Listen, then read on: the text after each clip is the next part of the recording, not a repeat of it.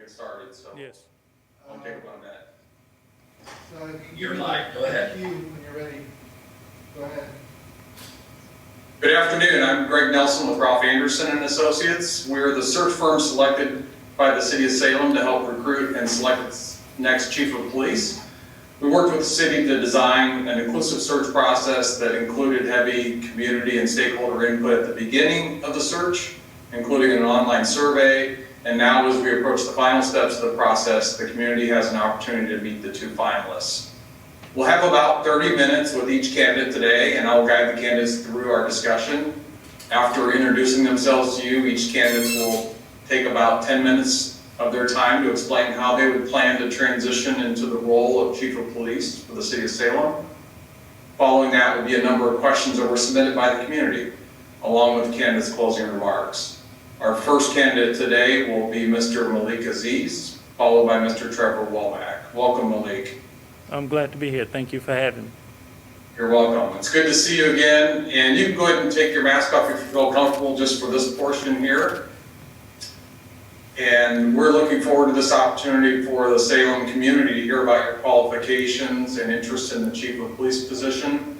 We have 30 minutes for our discussion. We'll begin with an introduction from you, followed by an opportunity to hear about how you approach your first 6 months as the new Chief of Police for the City of Salem. And following that, we'll have some questions submitted by the members of the Salem community. At the end, we'll leave you the opportunity to make a closing comment about your interest in becoming the next Chief of Police for the City of Salem. So to get started, would you just please share with the Salem community your background and experience and how it's prepared you for this position? And Jessica from Ward 2 had a question. She'd like to know, what is it about the Salem community that made you want to live and work here? So if you include both of those. All right. Well, I'm glad to be here. Thank you for having me. I've enjoyed a tour of the city and the new police headquarters, and it's both have been fantastic. My background is I started in policing almost 30 years ago. Right before that, I was with the Dallas Sheriff's Office, and I joined the Dallas Police Department in 1992. I went up the ranks, worked in various locations, from senior corporal to trainer, sergeant, lieutenant, to deputy chief. And so I enjoyed being in a lot of places, doing a lot of things from specialized, being over specialized operations, being involved with specialized crime units, and having some of the biggest events in the city. I've commanded the largest of the parades. I was a first three-time commander of the State Fair, Texas, which has 3.5 million people over 24 days with about 250,000 people on some heights or some days. I was in charge of the Bush Library dedication opening, which was the largest security event in the city of Dallas, and I've had since 2013 or so. I've been over numerous protests in the city of Dallas during a certain time frame, up until a few years ago. And with another hat on, I teach at a university, DeSales University, as adjunct professor. I'm over the Dallas Police Museum Board as the chairman, and entrusted with building or standing up a police museum dedicated to the history. And along the way, I was a local and regional and national chair executive director of a police association. So with different hats on, internal and external, I've been in the room with innovation and creativity to what I consider to be one of the best police departments in the nation, as many others have considered, with some of the best chiefs in the nation, and parts of my tenure that I've been blessed to be a part of in that room. I think what led me to Salem is reading about it. This is my first time being in Oregon. But it stood out as a really a beautiful place with a lot of parks, a lot of places, destinations you could get to, a big city without all of the hassles of a big city, and just a great place if you have children to go to school. It had several top schools in the top 50, vibrant college places within a 70-mile radius. And a lot of things that was being offered here in Salem is just a good, family living, a good place to to settle in and work and become part of the fabric of a growing and progressive community.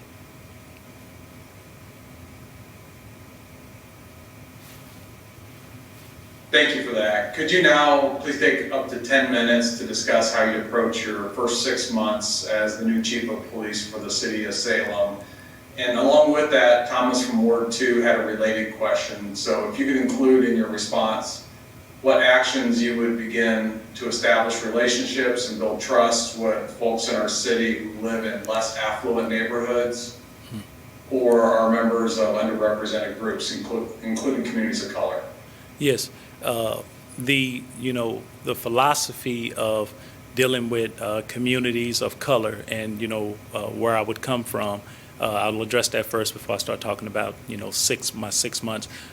It is really to do these things right here, and that is when I look at procedural justice and fair and impartial policing, that everyone should enjoin in having that as a right, not as a privilege. And what I say is I give them 4 things, and that is treat all people with dignity and respect. Give everyone a voice in the process, and that's in the communities in which we live, work, and play, or entertained in. And 3, that we should always be concerned with relevant facts of any situation and not irrelevant things associated with it. And lastly, we give people the understanding and that we have their best interests at heart.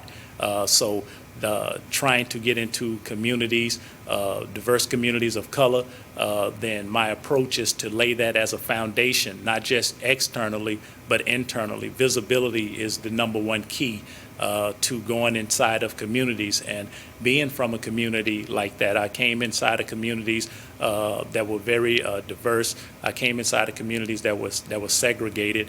I have something to offer from being from that background to know what works, what doesn't work, and the best things I can say that we address first is get involved with non-governmental organizations, be involved with youth and all kinds. Back in 2007, me and another sergeant, he was a sergeant at the time, still a sergeant, we restarted under David Kunkel the Police Athletic Activities League. And we put things in motion that became one of the first it was the first program to do a STEM event with the Dallas Independent School District, which numbers of 150,000 plus students.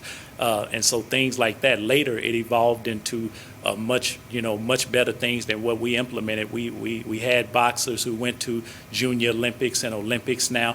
But later, under other people, it evolved into one of the greatest organizations that I've ever seen. But it started, with us, and that was teaching people how to play the piano or debate or taking them hiking.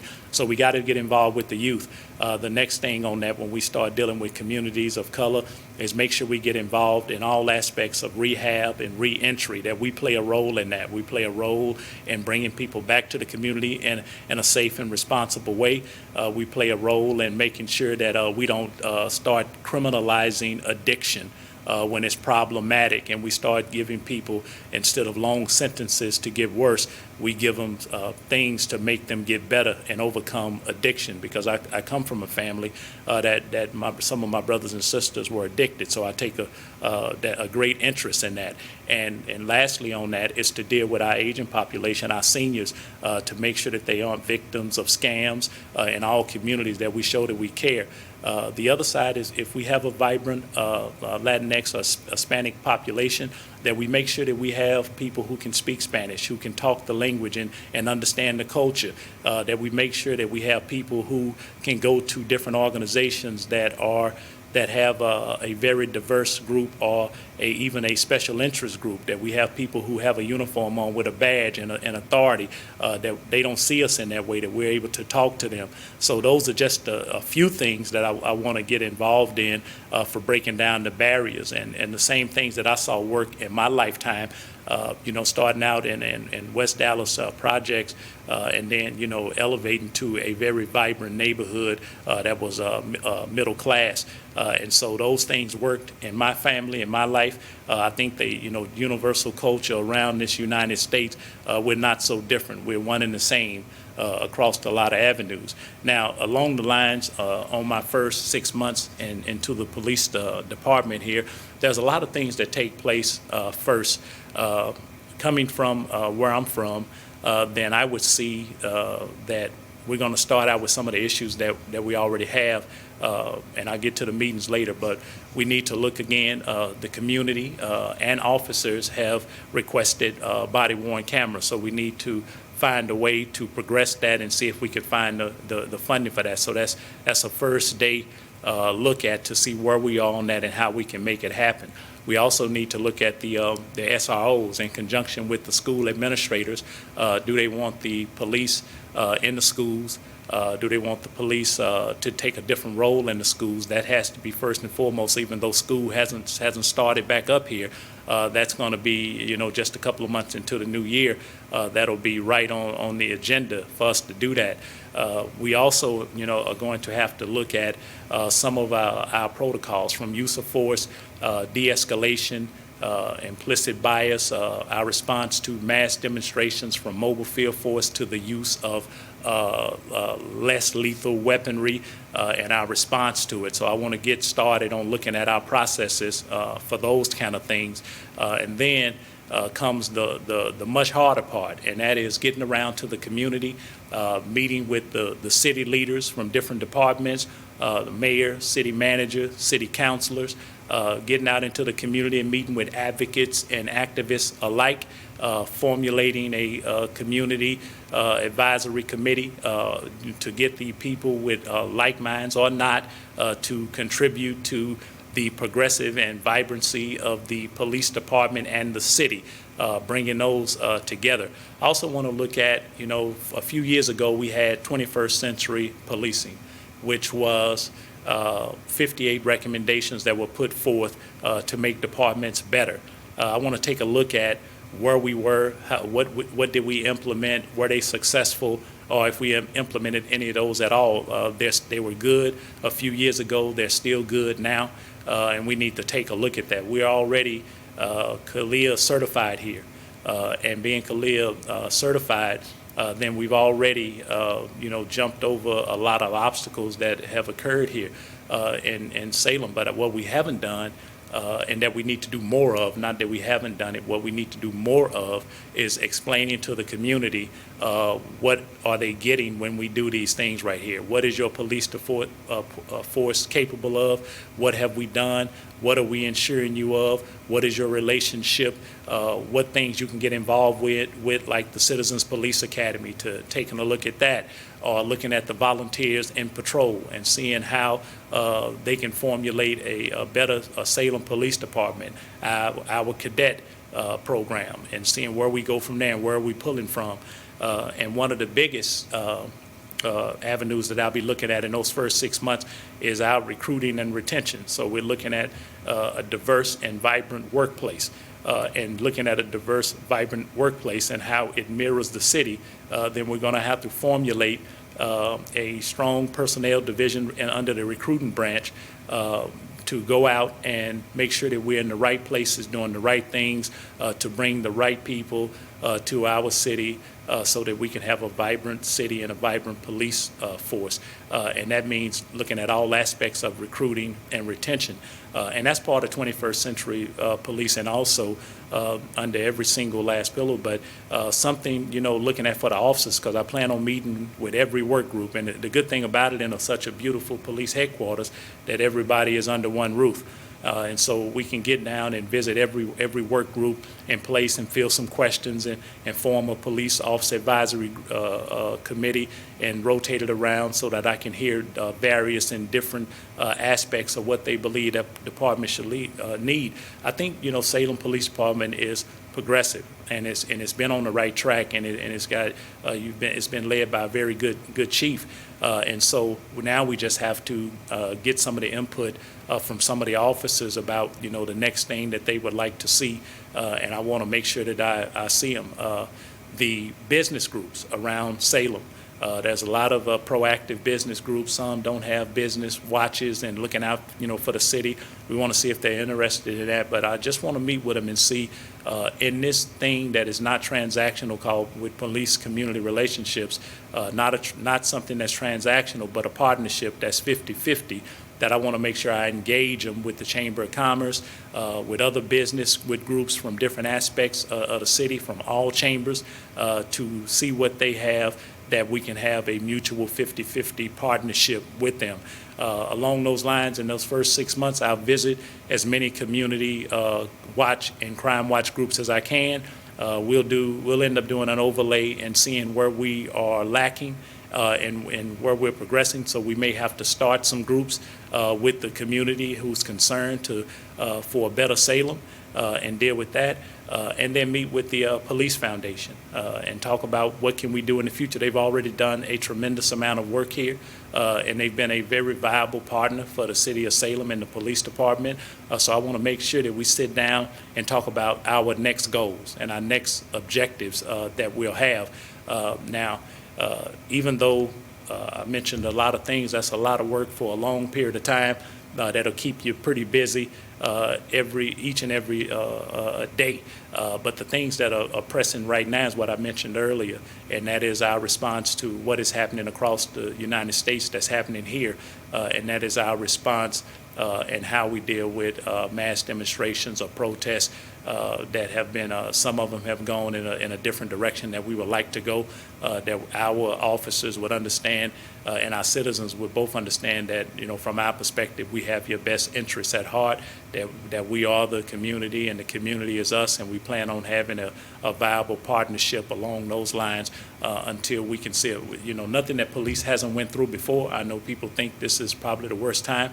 But in the history of policing, we've seen some pretty rough times before our times, before many of us were alive, that they went through these kinds of things with mass protests and mass riots that sometimes turned deadly. But my goal in Salem is to get on the ground and meet with all those groups, from any civic group, like mine group or not, or any NAACP or Urban League or any other organization, non-governmental organization that seeks to make Salem a better place.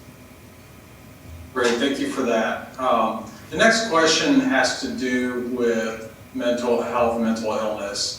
And Jason from Ward 6 asked a question. I'll paraphrase the first part of it, but there are a number of conditions which appear to be invisible, that people look normal in ordinary circumstances, but in stressful situations they may escalate to verbal or physical behaviors that appear to be defiance.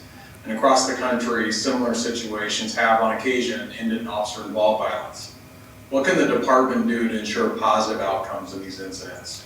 Yeah, I think when you're dealing with people in mental health psychosis or mental health crisis, that we have to understand that we see people on their worst day, not their best day, and making decisions on their worst day sometimes have gotten us into a quagmire or positions of controversy that we can't seem to get out of. And so I say to start that we have to handle all of those instances with care. I think I've been fortunate in Dallas PD, in the last years, all the way up from years before to now, that we've had progressive mind leaders who wanted to pay attention to our response to people who are suffering in a mental health crisis. So I'll say, part of this to ensure that we do the right things. There's a lot of programs that are taking place.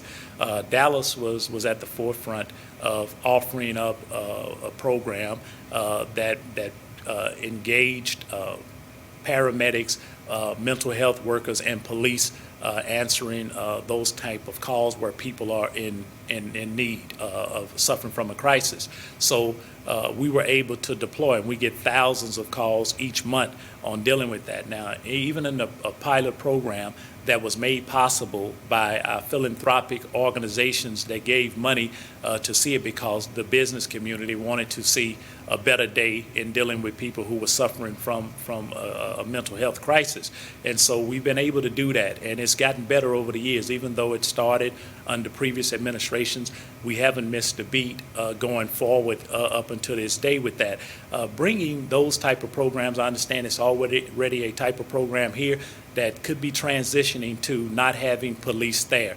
And I would be in agreement with those kind of programs, as long as there was no violence mentioned, because that's a police response for all types of violence. And now we're going to have to train our people in better de-escalation techniques, for better reasonable alternatives, a better way to respond, making sure that we have what is the national standards of 40 hours of training and refresher courses, and stay up on best or promising practices that are involved with treating people in a mental health crisis. The flip side of that is, most of the times that we're dealing with people on the streets in the homelessness, arena, and that we have a homelessness population that are here that we need to address.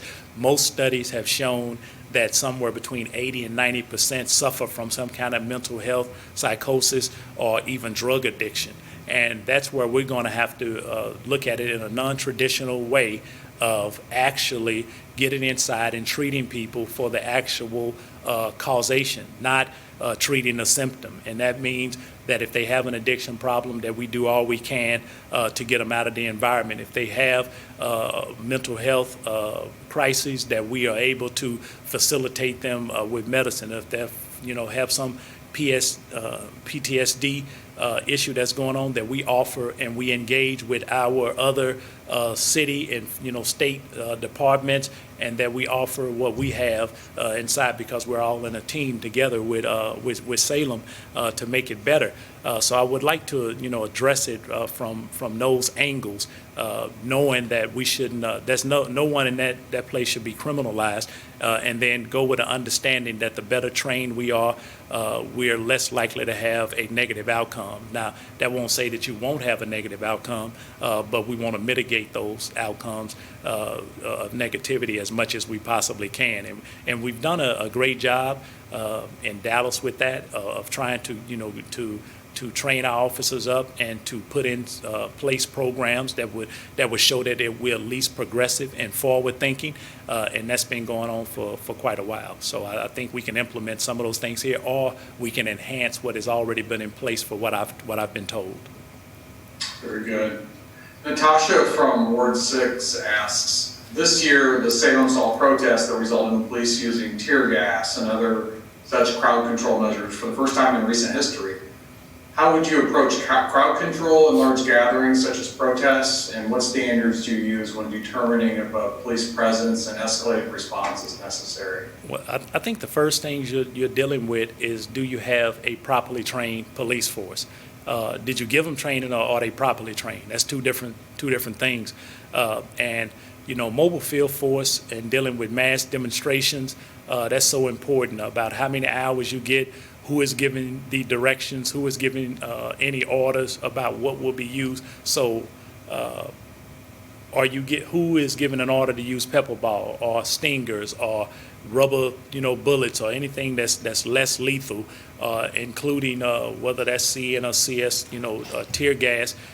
What are you using? So that has to be given up front. That comes with training. That comes with having a briefing, a real briefing about who will give directions and who will give guidance and what we will do. It also comes with having a plan. There are some things that happen around the nation, even like after George Floyd, and it looks like many police departments were caught flat-footed of not having any training or not being prepared and ready to train, thinking that was an isolated incident. People who have been in policing for quite a while, we knew that was not a isolated incident, and that we needed to be prepared to go out and do those things. So the first part is training. The next part is making sure that we have a viable plan and that we keep plans in place. You can't outplan people with their own mind when they want to do something, but we have to have a understanding of what will be our response. And if that is exercising patience, then we need to exercise more patience. If that is exercising the force continuum going up to using those type of things, then we need to know that. I don't know unless situations were really dire that we would be using things like tear gas unless we absolutely necessarily had to. And I think when you enjoin trust with the community at large, that they would have a police chief or commander, and they would know that their police department, when we have to take action, that it was for the greater good, or a life or serious injury was at stake, and that we would have tools at our disposal that was decided by higher ups. And when you get to things like gas, that is probably most likely a chief of police decision in this day and age. It is no longer down into first line supervisors or second line when it comes to a matter of life and death. Those issues have to be made on the spot. But when they come from planning, then we know who's giving the order, when the order will come, what to expect when it happens. And so I look at things from that point of view. Some departments have done it better than others, and some we could always do it better. And you can't outplan a person's mind when they want to do something against the group's desires, that they may go rogue from a group that is peaceful, and some of the actions you take may affect peaceful people. Thank you. This next question you've touched on a bit, but Ryan from Ward 5 asks, how do you see the role of police in interacting with Salem's homeless population? And how can we trust you to serve the population beyond the past failed methods of arrests and moving homeless camps? Yeah. How can we empower police to work with the homeless population toward long-term solutions?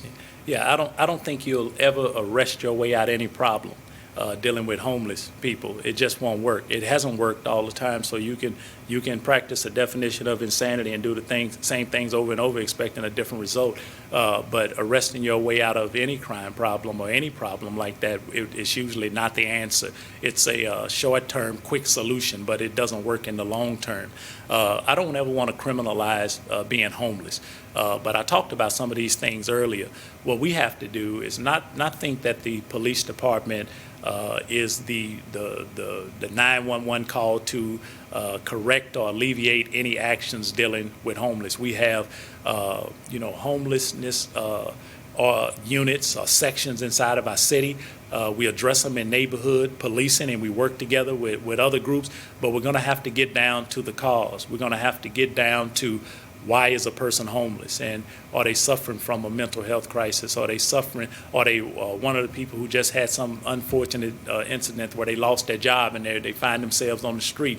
That's what we have, NGOs for, to get in the middle of that, to get a greater understanding of how we can help people without criminalizing homeless populations. Even today, and I say, Dallas is no different from having large amounts on a greater scale of a homeless population from what I've seen here in Salem today, and what's happening really across the nation with our homelessness population. And so I don't think that we, from my perspective, that our solution is offering help.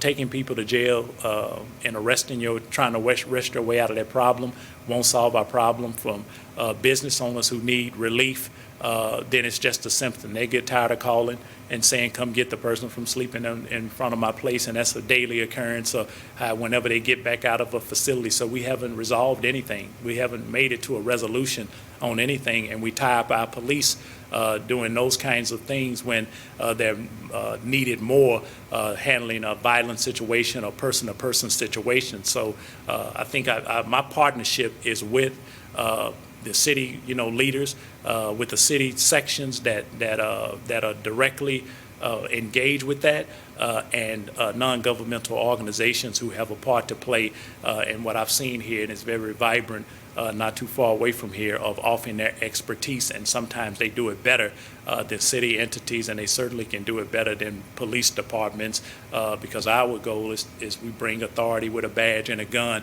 and we only know one actual way to get that resolved when there are so many other ways to alleviate that problem. And across the country, they're having this issue. I think Salem can be a leader in addressing the issues and taking some of the best and promising practices and becoming a place that people look at for better promising practices for our city. Thank you, Malik, and that takes us to the end of our time today. What would you like to leave the Salem community with in closing? Well, I would like to, say, well, thank you for having me, in your city. I've had a wonderful time, touring your city and seeing what you have to offer here. It's a great city.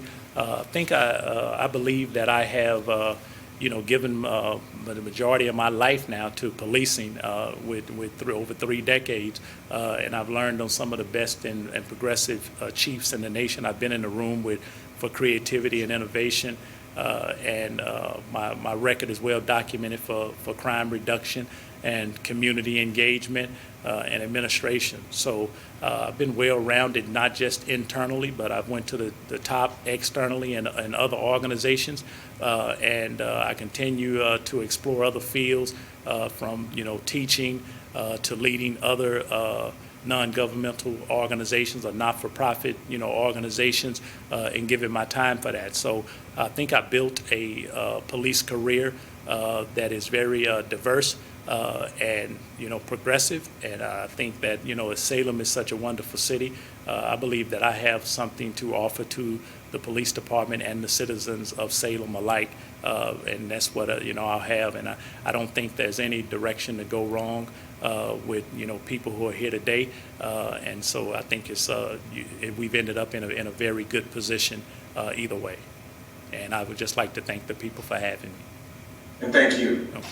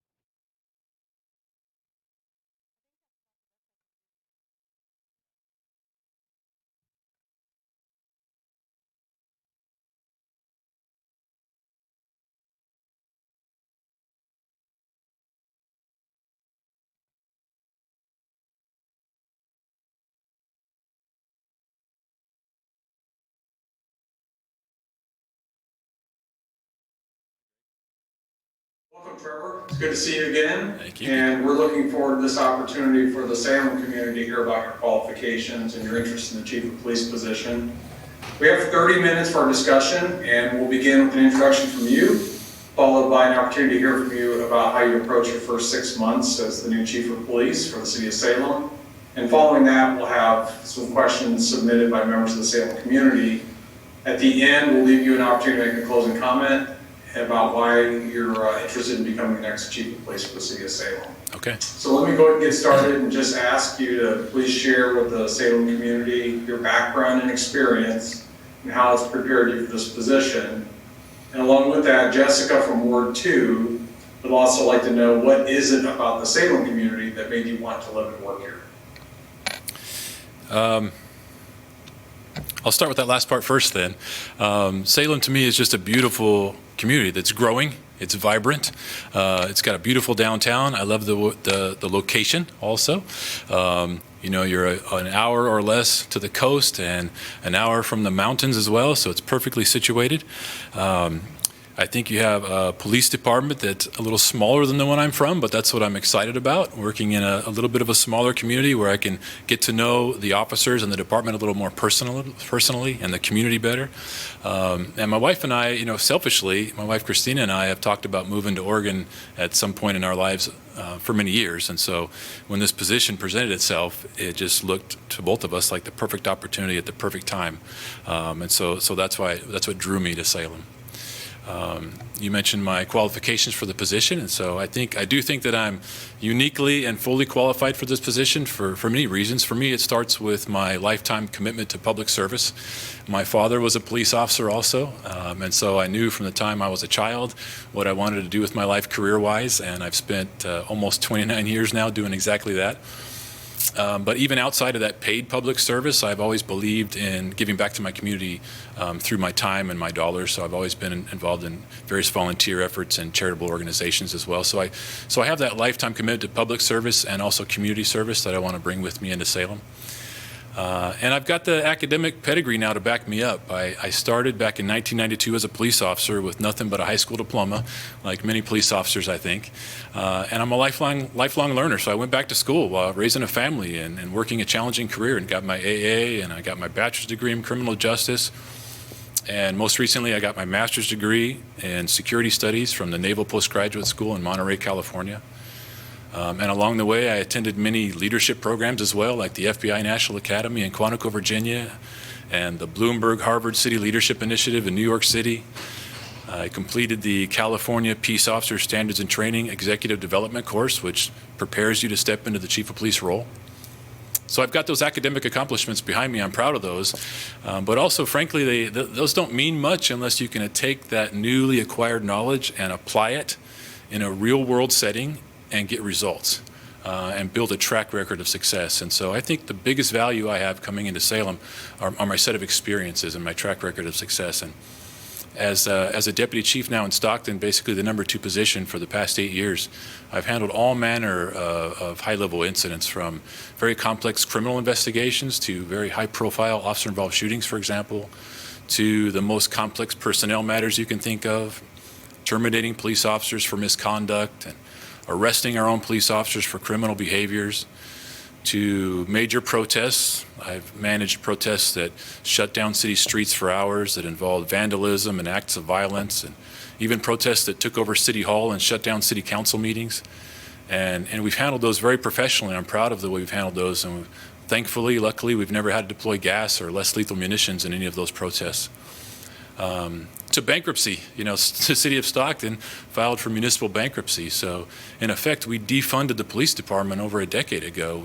We cut 25% of our sworn staff. The rest of us that remained, we took about 23 to 25% pay cuts ourselves. And so I've led through that sort of crisis and chaos as well. And the more recent work I've done with the National Initiative for Building Community Trust and Justice, as far as using evidence-based practices to move the needle in building trust with your community and the police. So I've got all that, type of experiences in my policing career. Outside of that, also, I'm culturally comfortable, and I prefer that term instead of culturally competent, because that sounds arrogant to me for some reason.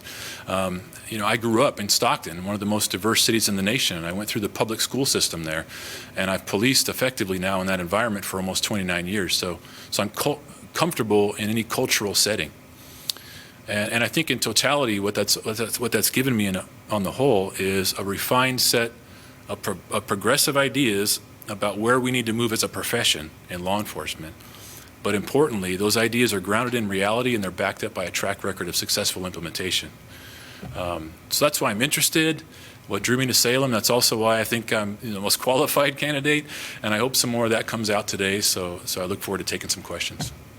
Absolutely. Well, we'll start with asking you to please take about 10 minutes to discuss how you approach your first 6 months as the new Chief of Police for the City of Salem. And wrapped in that, Thomas from Ward 2 asked a related question. So if you could include in your response what actions you would begin to establish relationships and build trust with folks in the Salem community who live in the less affluent neighborhoods and or members of underrepresented groups, including communities of color. Great. Yes, thank you for that question. I recognize my first 6 months, if I'm given this honor to lead this agency, especially as an outsider coming into the community and the organization, those first 6 months are critical. There's a lot of work to do, and they're critical, being that they set up the foundation for future success. And so there's going to be a lot of work to do, a little bit of time to do it in, and so I'm going to hit the ground running. And I've actually given this a lot of thought. So I've come up with 5 key objectives that I really want to make sure I try to accomplish during those first 6 months. Number one, I recognize that I'm going to have to earn legitimacy in the eyes of multiple stakeholders. I'm going to be sworn in, put the badge on, given the title Chief of Police, but that doesn't earn me legitimacy or credibility with the community or the men and women that serve in the Salem Police Department. And so I'm going to have to earn that legitimacy. Number two, so I'm going to have to focus on that during the first 6 months. And secondly, I'm also going to have to set very clear expectations for the staff in the organization. I've got some thoughts on that as well. I'm also going to have to assess the organization. Excuse me, my paper's falling here. Assess the organization as quickly as I can to try to call out the strengths and weaknesses. Also, I'm going to have to I want to begin to introduce a new idea or policing philosophy into the organization during these first 6 months as well. And finally, as I reach the end of those 6 months, I want to be well positioned to lead effectively with a new shared vision. So those are the 5 objectives that I'm going after during my first 6 months. And I'll touch on each one of those a little bit more in more detail. But first I want to talk about my approach generally towards accomplishing those. And number one, I'm going to remain highly visible. Again, as an outsider trying to earn legitimacy, I'm going to remain highly visible, highly communicative, and even reassuring. And what I mean by that is there may be some trepidation or some mistrust with a new leader coming in. And so I need to reassure staff and the community of the integrity of my decisions and of my intentions. And so I'm going to be highly communicative, highly visible, and reassuring where needed as well. Secondly, I'm going to want to make sure to set those clear expectations that I mentioned before. But I'm going to do that in a way where I'm remaining pragmatically optimistic all the time, because at heart, I'm an optimist, and I always like to find the good in every situation. And I know for a fact with every threat or every challenge, there's an opportunity, sometimes golden opportunities. And so I'm an optimist, but I also like to get things done in the real world, so I'm a pragmatist too. So I'm going to remain pragmatically optimistic throughout those first 6 months. I'm also going to be action-oriented, because I'm a person that likes to get things done and make progress. And sometimes I have a little bit of problem with my patience for that very reason. I like to get things done. So I'm going to be action-oriented, taking a look at identifying next steps and action items that we need to accomplish, and even more importantly, who's responsible for those and what's the timeline, so we can hold ourselves accountable to making progress. So I'm going to stay action-oriented. And finally, as far as my approach, I'm going to remain always open to listening. I consider myself to be a highly collaborative leader. I like to get a lot of input in the decision-making process. I like to hear from various stakeholders and get different perspectives on any situation. And so I'm going to remain always willing to listen as well. So that's generally how I will approach those 5 objectives that I've set out. But to touch on those again, when I talk about earning legitimacy in the eyes of multiple stakeholders, there are a lot of stakeholders, and it's a daunting task actually. So I've tried to think of what would I focus on in the first 6 months in that short period of time, and I've come up with 4 groupings of stakeholders that I think are critical to really invest time in during those first 6 months. One of those being the department leader, or the city leadership. So for example, the city councilors, the mayor, my boss, the city manager, the other department directors that I'll be working with on the executive team, just investing some time there, laying the foundation for some trusting relationships with that city leadership team. The second group of stakeholders I've been thinking of is the community, and I'm going to have to invest a lot of time and effort in that. And I've been thinking about just trying to take a cross-section of the community, looking at all sectors across the community, and reaching out to the various leaders of those organizations, investing some time, introducing myself, getting to know them, and again, trying to lay that foundation for a trusting relationship. So those community stakeholders. And then importantly as well, those departmental leadership stakeholders. So within the department itself, I'm going to have to earn the legitimacy up and down the chain of command. So I think I will start with the top echelon, the 3 deputy chiefs that I'll be working closely with as my command team. Make sure we try to align our priorities as quickly as possible, get on the same page, so to speak, and then work my way through the entire organization at all levels, managers, supervisors, line staff, and I'm talking here about the sworn staff and also the non-sworn professional staff as well. So just really investing in those department members as well. And finally, last group of stakeholders, I like to think of this group as our collaborative leadership in the community. Those are the stakeholders in the community that work together on the most complex social issues that we deal with that affect public safety. For me, the best example there would be chronic homelessness, for example. There is no agency to end homelessness. And so by its very nature, it demands very high levels of cross-boundary collaboration. And so I'm going to be scanning for those type of relationships in the community. Some already exist that I already know about. I want to reaffirm those relationships, but I'm going to be scanning for others, those collaborative partners that I want to engage with so that we can be as effective as we can as a law enforcement agency. So that's about earning legitimacy in the eyes of multiple stakeholders. I also said I want to set high expectations and clear expectations, and for me that's just about from day one. I'm going to continually express my primary values as a leader, my foundational values, which are teamwork, trust, transparency,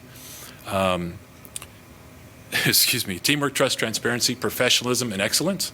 Those 5 values, and they kind of serve as a foundational set of expectations as well, because it signals to the organization what they can expect from me as a leader, but it also signals what I expect back from each individual and the organization as a whole. So I'm just going to continually express those values from the beginning to kind of set the expectations. Third, I talked about assessing the organization. So my team and I are going to conduct a good, thorough assessment of the organization, a 360-degree assessment.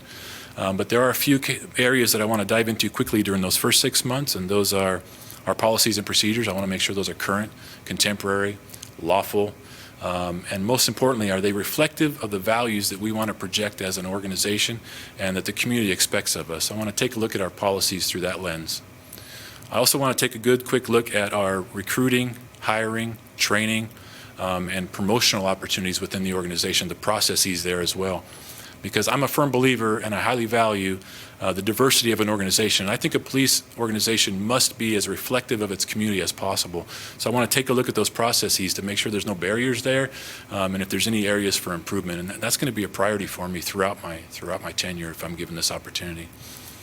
Also, just the effectiveness and efficiency of the organization as a whole, and also our technologies. Are we using advanced technologies, and are we using them in the right way also? So those are the 4 areas I want to dive in deeply when we assess the organization during those first 6 months. And I touched on wanting to introduce a new policing philosophy into the organization. And from what I can tell so far about Salem, the folks that I've talked to in the community, the folks that I've talked to within the organization, the surveys that I've seen, that the community surveys that the city produces, Salem has a very good relationship with its community. So there's a strong foundation there that already exists. And so what I want to do is bring in the 2 pillars of a new policing philosophy and set those right on top of that existing foundation within the Salem Police Department. And those pillars are smarter policing and principled policing. Smarter policing is just about being data-driven, using evidence-based approaches, intelligence-led policing, just smart, effective strategies. It's kind of about the what we do and how we do it. Smarter policing. The principled policing pillar is more about our character, our values, our commitment to trust building with our community. So that's much more about who we are and why we do what we do. So I want to bring that new philosophy into the organization, those 2 co-equal pillars, and set them right on top of that existing foundation. And then finally, like I said, I wanted to kind of emerge from those 6 months, being ready and effective as a leader to lead with a new shared vision. And what that shared vision is, out of that work that I just talked about, is that we're going to be very good at improving public safety or fighting crime, while at the same time building community trust, because we want to do those things at the same time. And also we're going to become more inclusive and reflective of our community. And what that produces for us is we're going to become a model for 21st century policing. And I know we can make that vision a reality. The reality that we're going to make happen is that we are going to become a model for 21st century policing in the state of Oregon and throughout the nation, actually. So I've also got a lot more ideas on where we go from there, but this was just about my first 6 months. So that's what I hope to accomplish during my first 6 months. And also, I think the second question was diving a little deeper into trusting relationships with some of our more disadvantaged community. And I have a lot of experience to draw from that hands-on, firsthand experience from Stockton. And I think I'll just mention one of those is the work we did through the National Initiative for Building Community Trust and Justice. We were one of only 6 cities in the nation that were selected to participate in that. And in a sense, we became a petri dish in Stockton for testing out these concepts, these trust-building concepts with our community, especially with minority communities. these concepts of procedural justice and implicit bias and a racial reconciliation framework that led into a complete review and revision of our policies and procedures. So we did that work hands-on. And if you just Google that, National Initiative for Building Community Trust and Justice, and read the Stockton Executive Summary, you'll see that we moved the needle in all dimensions more than any other city. So we were more effective with that than any other city. And it's given me hands-on, practical understanding of how to do that. It's not stuff that I've read in a book or just heard or thought about. It's stuff that I've done firsthand along with Chief Eric Jones. And we've proven it's effective. So now you have a strategy there that's evidence-based because it's backed up by research. It may not be the answer or the final solution, but it's proven effective. And I want to take that experience with me and bring it into Salem. I want to give that to the community here in Salem. That's one of the reasons why I want to come to Salem. Thank you for that. The next question is John from Ward 6 asked, and it's related to mental health, mental illness. And there's a number of conditions which could cause a person to look normal, but in stressful situations could escalate into verbal or physical behaviors that are apparently in oppositional defiance to the police. Across the country, similar situations have, on occasion, ended in officer-involved violence. What can the department do to ensure positive outcomes in these incidences? I think there's a variety of things that we can and should be doing. I'll touch on a few. First of all, I think it does start with training of your officers. Make sure they're well trained in crisis intervention and de-escalation tactics so they can recognize those signs and symptoms that may not necessarily be an officer safety threat and may be more of an indication of a behavioral health issue. Being able to recognize those and then train for how to de-escalate those situations. And the training that I'm talking about there needs to be good contemporary training where it's scenario-based, right? Not just in the classroom. This needs to be scenario-based training to model real-world situations as much as possible so that officers can actually practice these skills in de-escalating these situations. So we really need to invest in that sort of training and making sure that it's continual, ongoing training within all of our organizations. And I've done some of that work in Stockton, and we'll do that here in Salem, of course, as well. I think there's also other models for just how we respond to those calls that we need to continue to explore. And everybody's heard of in Eugene, the CAHOOTS program, and that is one model that I believe in that's effective. And it may be tailored a little bit differently for different cities and situations, but I do think there's a need to reduce the reliance on law enforcement to respond to those type of calls of crisis situations and include professionals that are trained to handle those situations. But at the same time, balancing the safety of the situation as well. I mean, you wouldn't want a social worker obviously talking to an armed individual. And so there's a way to partner up together and coordinate that response that makes sense so the law enforcement is not the only response. And you know, when all you have is a hammer, everything looks like a nail, right? And so if you're going to take a police officer and put them in a situation, a behavioral health situation, they're just not trained and equipped to handle that necessarily in the right way. So you do want to bring the experts into the situation, but you have to balance that safety need that exists too. So there's a couple things we can do there. I do think we need to explore models like that, and we need to partner, for example, with more of a mobile crisis unit responding, and how we dispatch those calls from the beginning need to be triaged better and routed to the right type of response with the professionals involved. Thank you. Natasha from Ward 6 asks, this year Salem saw protests that resulted in police using tear gas and such other crowd control measures for the first time in recent history. How do you approach crowd control in large gatherings such as protests, and what standards do you use when determining if and when a police presence and escalated response is necessary? Yeah, I got a lot to say on this topic. I appreciate the question, and it's such a deep question that we're all facing in law enforcement right now. We see it across the country. And first of all, let's just acknowledge that primarily what this is about, especially if you look at most recently George Floyd's killing in Minneapolis, each time these incidents happen, it just tears open this wound that's never fully healed between law enforcement and specifically our African American community. So this wound just continually gets reopened, and what you're seeing playing out on the streets in many circumstances is just an expression of that frustration and anger that's pent up over generations, actually. So at least we need to recognize that and acknowledge that context that exists. But more specifically about protests, I was fortunate enough as a lieutenant maybe 15 years ago to create the very first crowd control team in my department, right? And this was way before we had any protests going on. So we created our first mobile field force team, and I was the commander. And from day one, I recognized, and our whole team recognized, just how important this team was and how challenging of an environment they may be placed into, because they were going to be asked to stand right on the line between protecting our cherished First Amendment rights, right, which is what we are sworn to do and will give our lives to do. We want to protect people's freedom of speech, their right to peaceably assemble.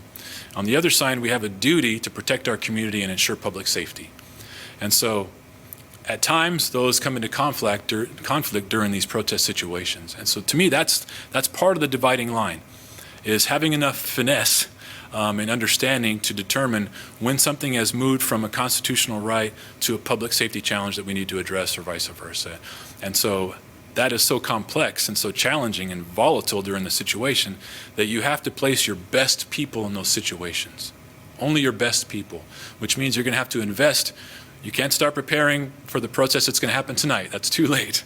You're going to have to prepare way in advance, and you need to train your team to be the best, equip them to be the best, and then permeate down the philosophy of your approach towards protests in the right way to the line level, so that when they're placed in that volatile situation, they know how to make those right decisions. So that's the investment in the organization and the training and the equipment and the personnel. More importantly, I think, is an investment in your community. So some of the trust building work that I've been talking about is exactly the answer here.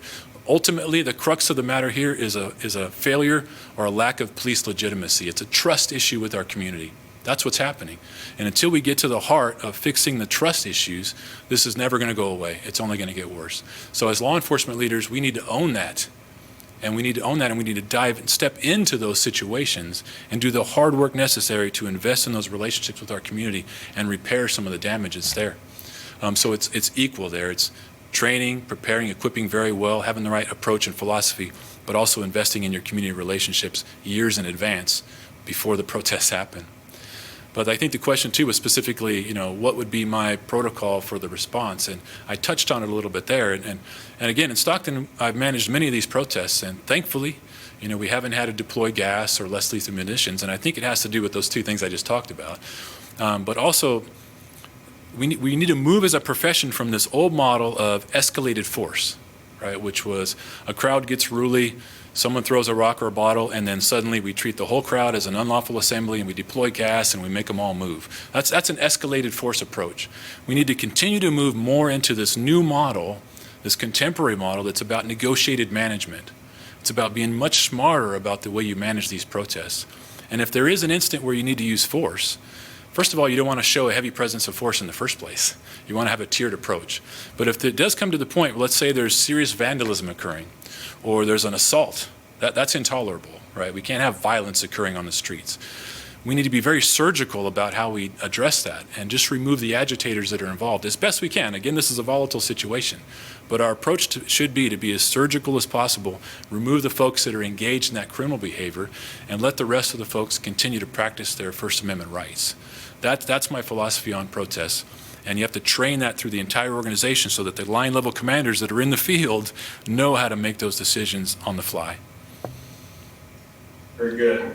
Ryan from Ward 5 asks, how do you see the role of police interacting with Salem's homeless population?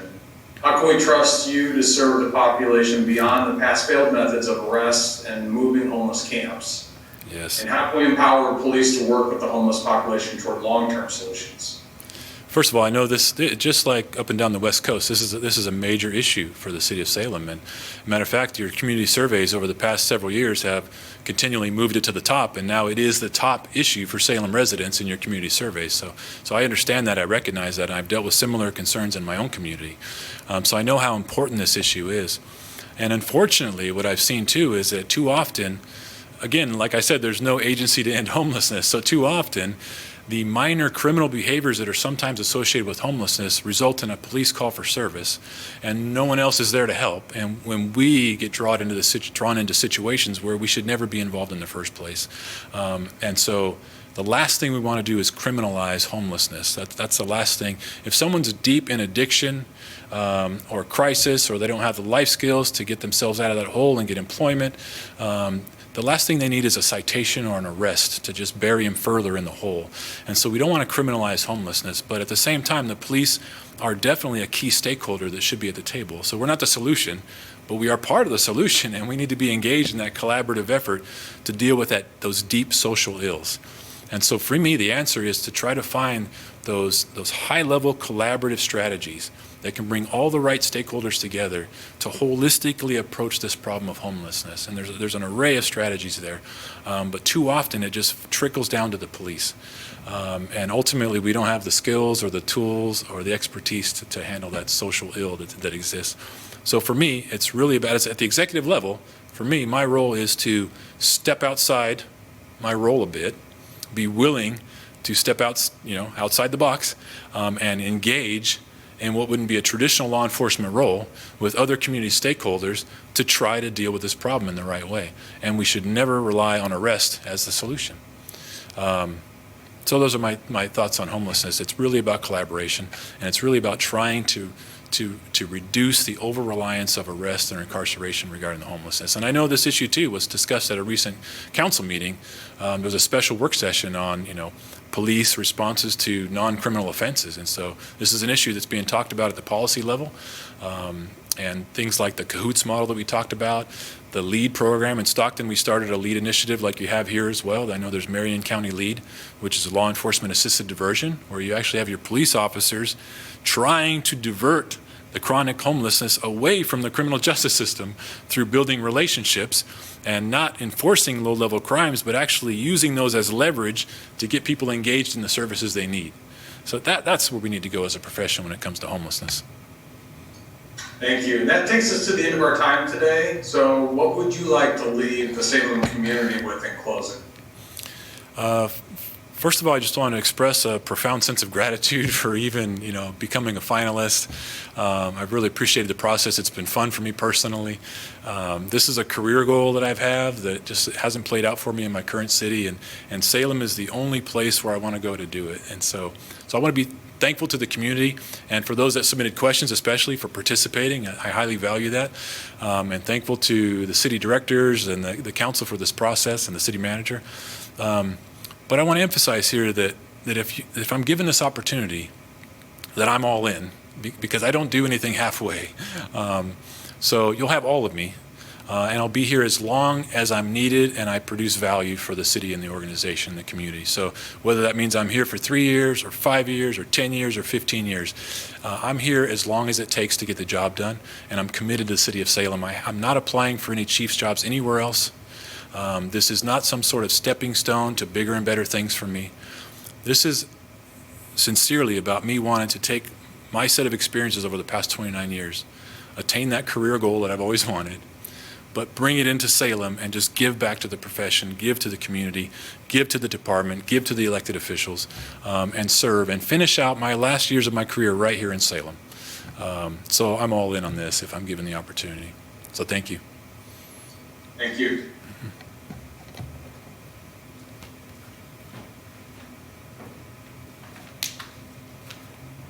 And that takes us to the end of our public forum today. And for those watching still, you can see that the city manager has 2 outstanding candidates from which to choose. And we're glad to have had this opportunity to share their experiences with the Salem community.